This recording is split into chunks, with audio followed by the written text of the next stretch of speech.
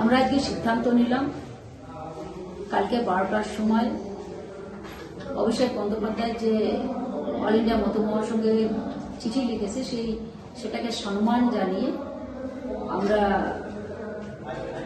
গোসাই পাগল সাধু এবং অল ইন্ডিয়া মতো মহাসংঘ 12টার সময় কালকে আমরা অন্বেষণ প্রত্যাহার করছি এবং বৃহত্তর আন্দোলনের জন্য আমরা এই আন্দোলনকে আমরা এখানে স্থগিত করছি এবং বৃহত্তর আন্দোলনের স্বার্থে আমরা ঠিক এখনই স্থগিত করছি কালকে 12টার সময়।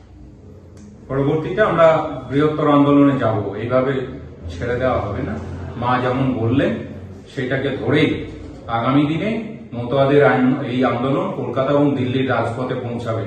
সমস্ত মতুয়া যে মানুষজন আছেন তার পাশে আমাদের রাজ্যসভার মাননীয় সাংসদ এবং মতুয়া মহাসংঘের সংঘাধিপতি শ্রীমতী মমতা বলা ঠাকুর আছেন এবং ভবিষ্যতেও তাদের পাশে থাকবেন।